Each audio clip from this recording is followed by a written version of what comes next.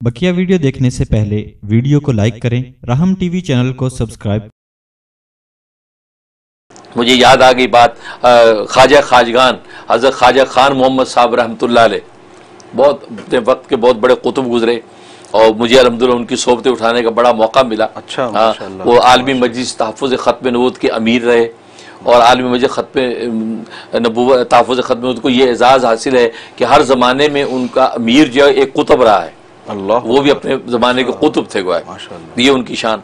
और दारुल देवबंद के फाजिल थे हज़रत ख्वाजा खान मोहम्मद साहब रहमतुल्लाह अलैह। और मेरे जो वालिद स्मृति मेरे पीर मुर्शद शहीद इस्लाम हज़रत मौलाना मोहम्मद यूसुफ लुधियानवी शहीद रहमतुल्लाह अलैह के साथ बड़ी मोहब्बत और प्यार था उनका। तो वो बिनौरी टाउन में आए, उस वक्त हम तलबा थे, तो बिनौरी टाउन में आए तो वो एक दालान बना हुआ है बागीचा, वहाँ वो उनका तख्त लगा दिया, हज़रत बैठ गए। अब सब तलबा इर्द गिर्द बैठ गए।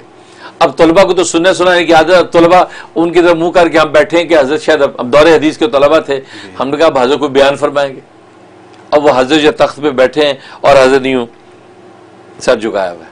अच्छा, सर गौ तकिया पड़ा है और आती पालती मार के बैठे और सर झुकाया, खामोश।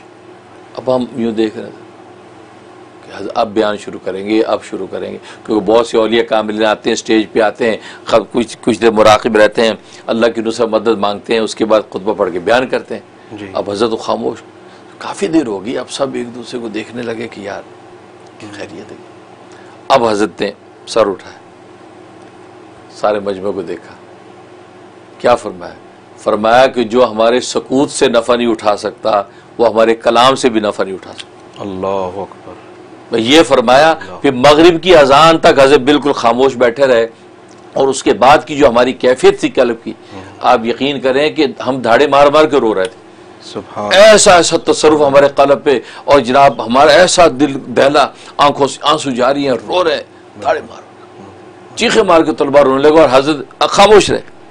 उस चीख पुकार पे भी खामोश हैं, आवाज़ारी पे खामोश हैं और हम अल्लाह से दुआएं मांग रहे हैं। और हज़रत मगरिब की अजान हुई है तो हज़रत ने सर उठाया और मुस्कराए और अपने ये नमाज के लिए उठे, हम फिर उठ गए लेके। ये बात है।